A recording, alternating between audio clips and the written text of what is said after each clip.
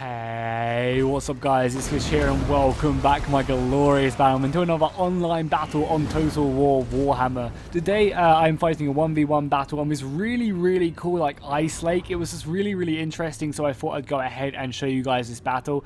As well as that, it was a battle between the Empire and the Dwarfs, so there's no like crazy creatures or any giants or trolls or anything. It's just a straight up melee engagement. You can see my rocket artillery already tearing his dwarven infantry apart. So yeah, I am playing as the Empire and my opponent is playing as the Dwarfs. We're going to quickly run through the army comps because this is kind of a small ass battle, so it won't be long whatsoever. And then we'll jump straight into the action, and it is a good battle for sure. There's a lot of melee engagement. It's just a massive brawl, really, more than anything. Just a big old melee engagement. So on my left flank, I have 2 units of these Reichsguard infantry or horse units. Again, having these guys will be really nice against the dwarven infantry because they can't really do much against it.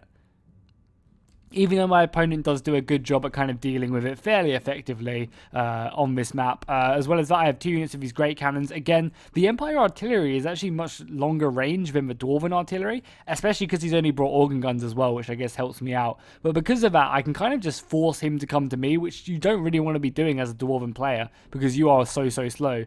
And then for my missile line, I have 2 units of Thunderers. Obviously, they're armor piercing. Not Thunderers. Sorry, I've been playing my Dwarven campaign too much. 2 units of handgunners. Obviously they are armor piercing, so these guys are going to be good against their heavily armored dwarfs. Then for my infantry line, I have 5 units of these Empire great swords. The rest of the Empire infantry just really doesn't stand up, and especially against the dwarven infantry, which is so good in melee combat, I kind of just need these great swords to really just kind of put me into the clear, like kind of just give me the ability to kind of duel them. If I would have brought swords, they would have got cut down for sure by the dwarven infantry. Then I have Colfrans on a battle steed. The reason he's on the battle steed instead of Deathclaw is because like he just hits a lot more armor this way. He obviously can't fly around, so you kind of trade that off for more armor. But I kind of prefer him just being more of a beefy tank, just getting into battle and just wrecking people. So yeah, he's on a battle steed because of that. As well as that, I have a unit of rocket artillery. Again, another really long range missile artillery. Just go ahead and just force the dwarven player to come to me. I also have a celestial wizard. I believe this is a celestial wizard. Yeah, I do. I have a celestial wizard. I'm mainly just going to be using him for buffing my men. Just again trying to make my infantry be able to deal with the dwarven longbeards and dwarven great weapon infantry. Again, like he has some really good buffs, boosting up the abilities by like 26 melee attack, and also he has some hexes as well, which are really good. So I'm going to be using that as best as I can. On my far right flank, I have another unit of Reichsguard and a unit of Demi-Griffin Knights. These guys are really good anti-infantry troops,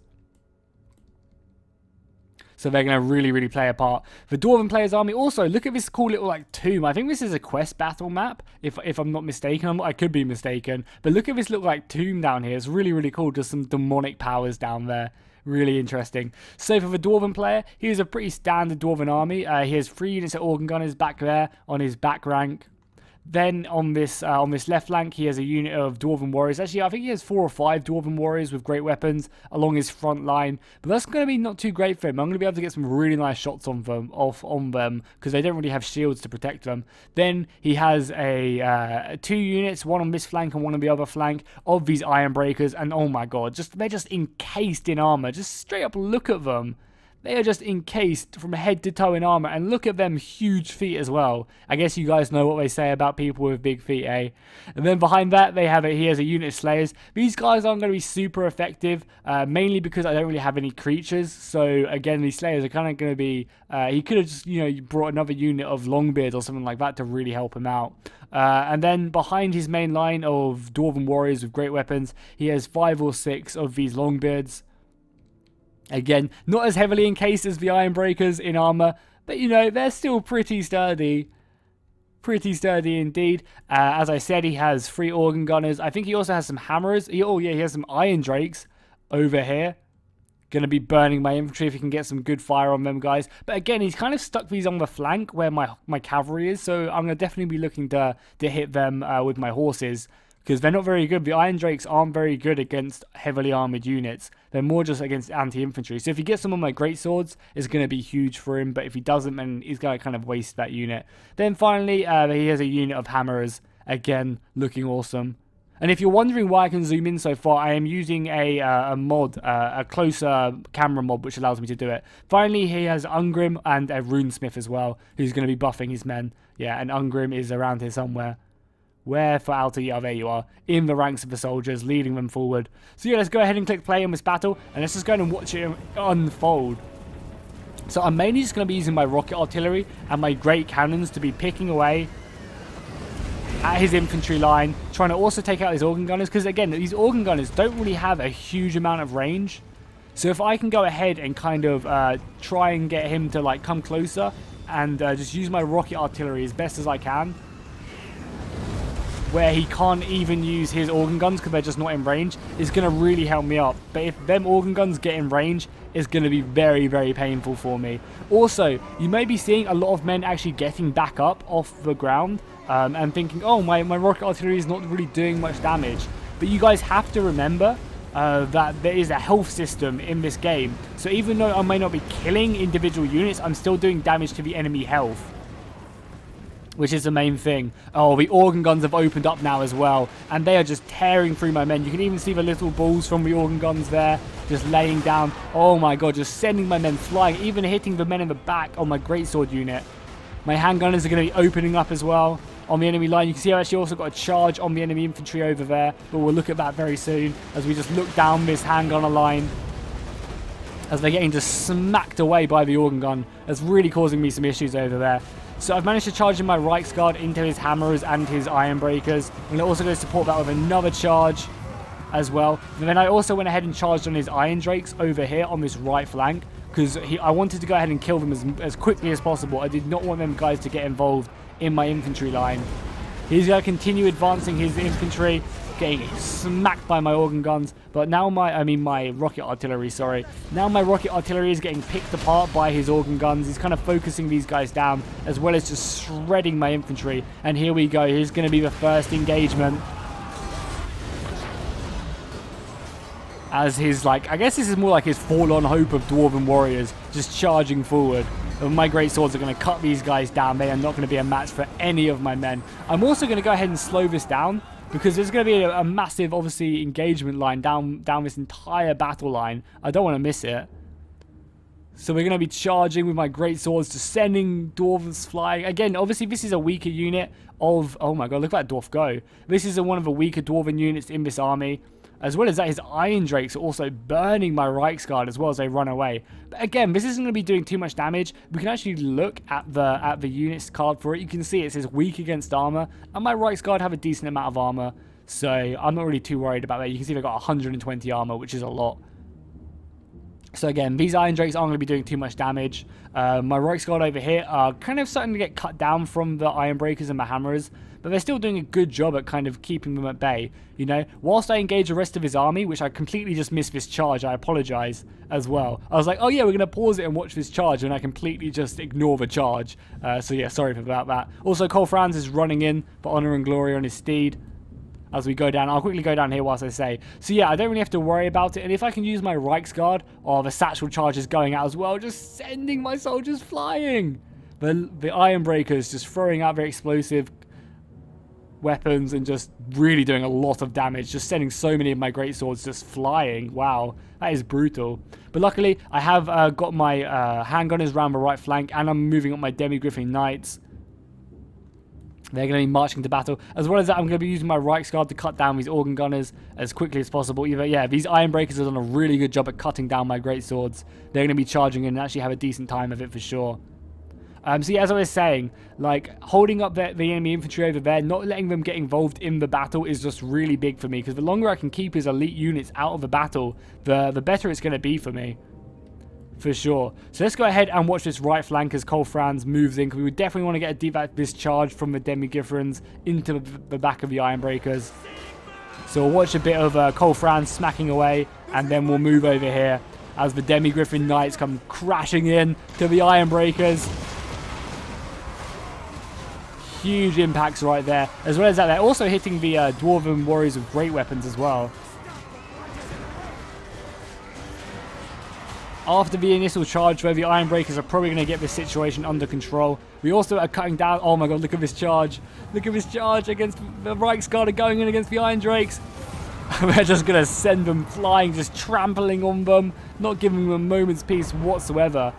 My Reichsguard have pretty much been destroyed over here or have run away, so the Iron Breakers and the Hammerers are going to start running to this melee combat, which I seem to start winning. You know, I'm beating his Dwarven Warriors with great weapons. The Iron Breakers and the Longbeards are a little bit more difficult to deal with, but everyone else is really not too much, not too difficult. Cole Franz is in there, popping his abilities, popping stand your ground and hold the line. As well as that, my Celestial Wizard is constantly buffing and debuffing my infantry to go ahead and just try and just allow them to kind of duel the Longbeards of the Dwarven player.